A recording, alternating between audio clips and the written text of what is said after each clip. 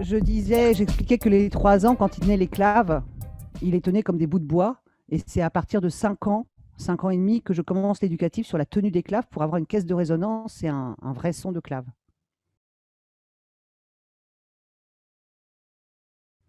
Mais ça apporte la diversité. Et après, ils adorent aussi claquer les doigts. Ça fait pas de bruit, ils essayent, ils trouvent ça magique. Quand vous claquez les doigts, ils regardent, mais ils disent, mais comment elle fait, une magicienne, il y a de la musique qui sort de ses mains. Alors, je m'adresse à celles qui ont suivi la session de février, qui vont pouvoir donner la réponse avant même le tempo. Quel est le premier éducatif par rapport à la musique? On ne parle pas sur la musique. La musique, ce n'est pas un bruit de fond. La musique, ça se respecte.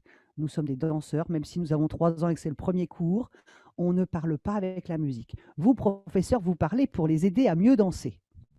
Mais on ne raconte pas des histoires, on ne rigole pas sur la musique, on l'écoute. Pour pouvoir danser avec la musique, on écoute la musique. Et ça se fait, c'est difficile, hein, parce que les enfants ils vivent dans un brouhaha permanent. Donc c'est difficile, mais on y arrive, on y arrive. Ah oui, à tous les âges, oui, oui. Ah oui. Et ça va de pire en pire. Maintenant, vous avez des gens qui ont des oreillettes, des AirPods, des machins tout le temps dans les oreilles. Ils sont avec un tempo, avec du bruit dans les oreilles tout le temps. Ils sont isolés dans leur bulle et ils ont du bruit, qu'ils écoutent ou pas, peu importe, mais ils s'isolent. Donc la musique, et une fois qu'on sait, ben, on l'écoute et on se laisse envahir par la pulsation. Après, effectivement, ce que proposait Julie, le deuxième éducatif, c'est l'introduction. Qu'est-ce que va nous indiquer l'introduction? Et ça, dès les maternelles. L'univers, l'instrument, la vitesse. Ça permet aux enfants de se mettre dans un état de danse aussi. Pendant l'introduction, ben, on est déjà attentif à être prêt à danser. Le corps donne des signaux, je suis prêt à danser. Et après, on a un tempo,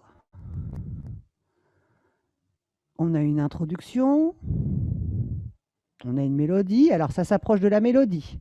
Julia a proposé la mélodie. Alors avec la mélodie, il y a des choses qui s'installent, qu'on peut repérer. Un peu plus tard, oui, oui. Oh, bah, le tempo, ça va vous occuper une année tranquille, hein. Pas d'affolement. Hein.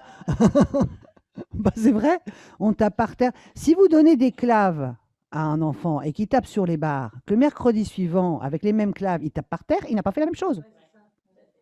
S'il tape devant son ventre et que tous les autres enfants dans le cercle tapent devant leur ventre et qu'après on a une qui a l'idée de taper dans le dos, ça n'est pas pareil du tout. Et elles vont taper devant le genou droit, et ben devant le genou gauche, c'est pas pareil non plus. Voilà, et ça vous nourrit. Vous avez 36 semaines de cours en gros. Et puis on est au sol, on laisse les claves quand les petits tabourets, vous savez, les petits tabourets, les réhausseurs pour aller se brosser les dents au lavabo, on utilise, on cache les claves en dessous, on va se balader, on les récupère, on tape sur les feux. C'est encore différent. Et pourtant, on ne travaille qu'une chose, le tempo. Voilà. Et puis après, quand on fait le tempo silencieux. Je dois voir qu'elles sont dans le tempo, mais ça ne doit pas faire de bruit. Et c'est là qu'on a les frappés ou des minuscules mouvements qui sont sur le tempo. Et si on fait avec la main et si on fait avec le pied, ben, c'est pas le même exercice.